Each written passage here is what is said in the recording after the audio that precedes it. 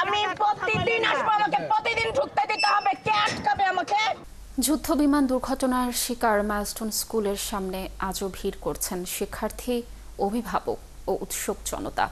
ভয়াবহ দুর্ঘটনার বেদনাদায়ক স্মৃতি এখনও পোড়াচ্ছে সবাইকে। অনেকে স্কুল প্রাঙ্গণে এসে চোখের জল ধরে রাখতে পারছেন না। কঠোর নিরাপত্তায় মোড়ানো মাইলস্টোন ক্যাম্পাস, সাংবাদিক সহ কাউকেই ভেতরে প্রবেশ করতে দেওয়া হচ্ছে না। বিস্তারিত সবুজ মাহমুদের প্রতিবেদনে। মাইলস্টোন ট্র্যাজেডির চতুর্থ দিনেও কান্নায় বুক ভাসাচ্ছেন তানিয়া আক্তার। আদরের 9 বছর বয়সী সন্তান উম্মে আফিয়া মরিয়মের এখনো খোঁজ মেলেনি। আহত কিংবা নিহত কোনো তালিকায় নেই মাইলস্টোনের 3য় শ্রেণীর শিক্ষার্থী আফিয়ার নাম।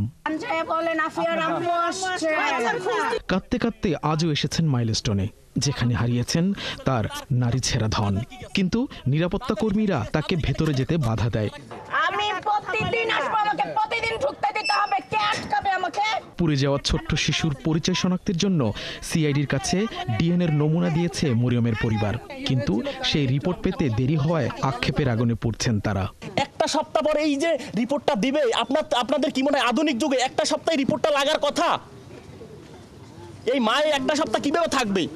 ভয়াবহ বিমান দুর্ঘটনায় ক্ষোভ জানিয়ে অভিভাবক সহ অনেকেরই প্রশ্ন, যান্ত্রিক ত্রুটি নিয়ে কিভাবে জনবহুল এলাকায় ওরে যুদ্ধ বিমান। কিন্তু যে বাচ্চারা আজকে ড্রেস পরাই বাচ্চা পাঠাই দিল, সেই ড্রেস পাল্টানো ড্রেস, এখানে ওই বাচ্চা মারা গেল। ওই মা কিভাবে সে দিন যাপন করতেছে?